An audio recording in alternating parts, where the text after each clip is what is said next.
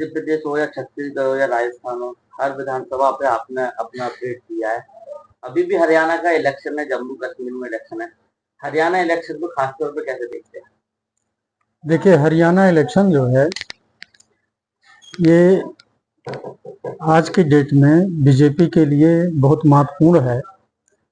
और उस महत्वपूर्ण में सबसे कड़ी ये आती है कि इस बार जो लड़ने वाली पार्टियां हैं, जेजेपी है, एएसपी है, आप है, कांग्रेस है, बीजेपी और आईएनएलडी है, ये 5 पार्टियां ये महत्वपूर्ण हैं जो इलेक्शन लड़ रही हैं। और इलेक्शन में इन्हीं के वोट काटने और जोड़ने से रिजल्ट पे असर पड़ेगा। अब देखा जाए तो कांग्रेस और बीजेपी के बीच में लड़ाई चल रही है और जो दूसरी पार्टियां हैं वो केवल वोट काटेंगी। इसमें आप पार्टी भी काफ़ी सक्रिय हो रही है, लेकिन सीटें तो उनकी नहीं आनी है, लेकिन वोट काटेंगी। अब आता है मैनिफेस्टो पे कि इनके इलेक्शन मैनिफेस्टो में क्या है और क्या नहीं है। हरियाणा का एक फैक्टर तो अभी जो काम कर रहा है वो है कि कब बीजेपी की 10 साल की सरकार को वहाँ की पब्लिक एक्सेप्ट अब दोबारा के लिए नहीं करने की ज़्यादा विचार बना रखी है। और दूसरी बात है, हरियाणा में ये टेंडेंसी है कि जब भी कोई केंद्र की पार्टी जो रहती है सत्ता में, उसी को सपोर्ट भी करते हैं। तो यहाँ दोनों कंट्राडिक्टरी हो रहा है कि बीजेपी केंद्र में है और बीजेपी 10 साल से हरियाणा में है। 10 साल का विरोध और केंद्र का सपोर्ट, ये जो है वोटरों को थोड़ा सा घुमा रहा है। बीजेपी का और एक प्लस पॉइंट है, आप देखेंगे कि सैनी जी जो हैं अपने पिछड़े वर्ग और वर्ग का जो रिजर्व क्लास वर्ग है उसके वोट में सेध लगा रहे हैं और ठीक ठाक है, जो कि कांग्रेस और दूसरे पार्टियों को बटते रहे हैं। इनकी सपोर्ट इस बार मिल रहा है, इससे पहले इनको इसका सपोर्ट कम मिला था। तो और एक और बड़ी बात चल रही है, जो बीजेपी का कोर वर्कर है वो ग्राउंड में खुल के बात नहीं कर रहा है। उसके पीछे कुछ उनकी अपनी व्यक्तिगत जो पार्टी से सपोर्ट नहीं मिला था 10 साल तक, वो मेन फैक्टर काम कर रहा है। और उनके कहने पर वोटर जो है थोड़ा भड़क रहा है। ये फैक्टर जो है काफ़ी हद तक चला है। हाँ, मुस्लिम बाहुल एरिया में बीजेपी के फेवर में जा रहा है और वहाँ पे जो एक्टिविटी हो रही हैं और पहले हुई उसका विरोध वहाँ की जनता की और बीजेपी के लोग समर्थन दिए थे, तो वहाँ पे वो फैक्टर काम कर रहा है। इसी तरीके से आप देखेंगे बीजेपी के अंदर जो बगावत हुई है, वो देखें 19 लोग बागी खड़े हुए और मना के आज भी 15 उनके बागी खड़े हुए। ये वोट बीजेपी के ही काटेंगे, चाहे 100 काटें चाहे 10,000 काटें, लेकिन इलेक्शन का परसेंटेज नेक टू नेक जाना है तो ये असर डालेगा रिजल्ट पर।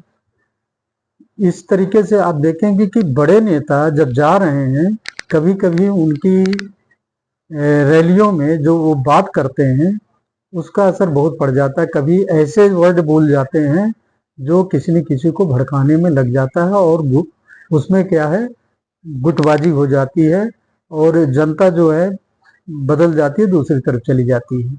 ये संभावना बहुत होती है और ऐसा है भी, पहले भी इलेक्शनों में हुआ है। मैंने बताया रिजल्ट क्यों चेंज होते हैं। कि ये सारी चीज़ को आप अगर लेते हैं तो अब कांग्रेस के लिए ये 10 साल तक ये सत्ता में नहीं रहे। कुछ उनके जो हुड्डा जी हैं उनका समर्थन मिल रहा है, कुछ जगहों पे विरोध भी होता है, उस समय कुछ विरोधी भी रहते हैं, लेकिन 10 साल का समय बीत जाने के बाद काफ़ी लोग भूल जाते हैं। अब उनको परिवर्तन नज़र आ रहा, तो कांग्रेस का मुख्य परिवर्तन का मुद्दा लेके और फिर अभी आएगा मैनिफेस्टो में। आप देखेंगे जैसे जम्मू कश्मीर में तमाम पैकेज ला दिए, वैसे यहाँ भी आ जाएगा, तो उस पैकेज से लालच में आएंगे। ऐसे आप पार्टी भी पैकेज लाएगी, वहाँ लालच में आएंगे और ये वोट का जो अभी तक का सिस्टम बना हुआ है ये बदलेगा। क्योंकि दिल्ली के आसपास के क्षेत्रों में दिल्ली का असर पड़ेगा और पैकेज और लालच में वोट दे देनी, वो कहीं भी जहां भी ज़्यादा मिलेगा।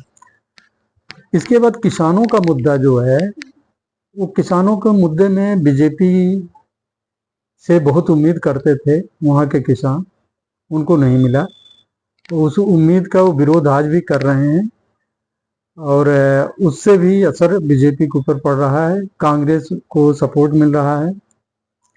और जिन जगहों पे ये प्रदर्शनकारी थे उसके आसपास बीजेपी की ठीक वो है, क्योंकि वहाँ के प्रदर्शनकारियों से वहाँ की जनता बहुत त्रस्त हो गई थी। और आप देखे होंगे, सुने होंगे कि वहाँ पे कितने लोग परेशान हुए, मारपीट लोकल में और प्रदर्शनकारियों में हुई, किसानों में। तो ये फैक्टर भी लोग बातचीत में ला रहे हैं।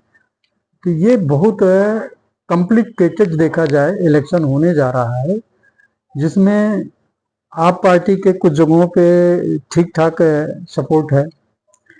और यहाँ मैं अब स्पेशली किसी का प्रचार नहीं करूँगा, नाम नहीं लूँगा कि लोगों को लगे कि इनका प्रचार हो रहा है, किस पार्टी का हो रहा है, इसलिए मैं नहीं कहूँगा। लेकिन बागियों से इनके यहाँ भी बड़ी असर पड़ रहे हैं, क्योंकि इनके पहले बागी 29 थे, 29 में से 20 अब भी इलेक्शन लड़ रहे हैं।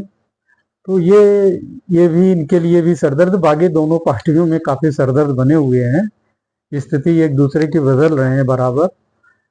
तो अभी तो इलेक्शन का वोटिंग थोड़ा सा है टाइम, उस समय तक काफ़ी असर आ सकता है।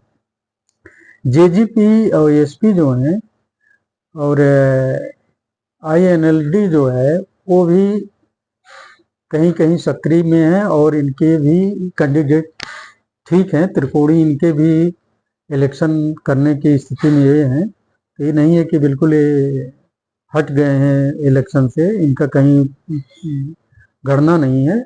इनकी भी कुछ सीटों पे है जो इलेक्शन के बाद जब रिजल्ट आएगा तो इनकी एक निर्णायक भूमिका हो सकती है सत्ता में पार्टियों को लाने में।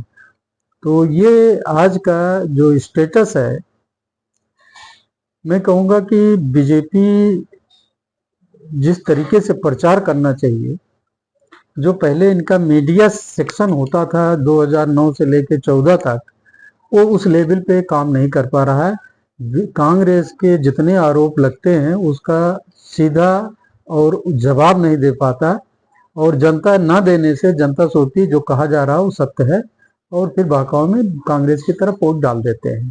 तो ये भी महत्वपूर्ण फैक्टर है इस पे जो इस समय मीडिया प्रचार है। और आप ये कहें कि जो आपके यूट्यूबर हैं, ये सारे लोग ये बहुत महत्वपूर्ण भूमिका निभा रहे हैं और नब्ज देख रहे हैं। बड़े चैनल तो इतना नहीं कर पा रहे हैं, लेकिन वो कॉन्स्टिट्यूंसी वाइज एक दूसरे की नब्ज पता कर रहे हैं और उस पर वो कुछ न कुछ, क्योंकि प्रायोजित है किसी न किसी पार्टी से, वो एक्टिव है, कर रहे हैं।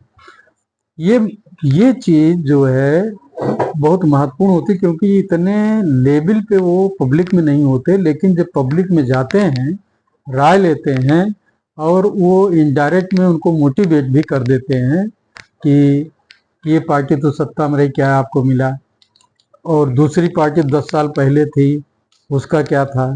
तो जनता जो है फिर वो थोड़ा सा तुष्ट हो जाती, घूमने लगती है कि क्या कहना चाह रहे हैं, मुझे क्या सोचना चाहिए, वो इधर उधर होती। तो ये सारे चीज़ें चल रही हैं जिस पे मीडिया बीजेपी की और कांग्रेस की काफ़ी महत्वपूर्ण रोल अदा करेंगी और करना भी चाहिए। अगर जो इस पे पीछे रहा वो पार्टी की सीटें कम निकलेंगी। ये आप परफेक्ट रिजल्ट की बात करें तो हरियाणा से जल्दी आप ये नहीं पता कर सकते कि वो लोग बड़े अंदर बोलेंगे कुछ और करेंगे कुछ, उनकी टेंडेंसी रही है बोल गए। और जाटों का वोट जैसे पीछे मिला था इनको, बीजेपी को और कांग्रेस में भी गया था, इस बार काफ़ी जाट जो है कांग्रेस की तरफ डाइवर्ट हो रहे हैं, जिसका भरपाई जो है वो पिछड़े से और उनसे रिजर्व करार से होने की संभावना दिखती है। तो इसी वजह से ये नेक टू नेक फाइट जा रही है।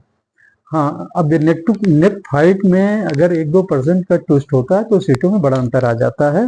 वो पार्टियों को संभालना बहुत जरूरी है। अब किस हद तक संभाल पाते हैं, ये आने वाले मीटिंगों और उनके दौर पे और उनकी क्षमताओं पे, उनके वक्तव्यों पे आएगा, जो चुनाव से 2 दिन पहले सही तरीके से अवगत या उस पर कमेंट किया जा सकता है। धन्यवाद।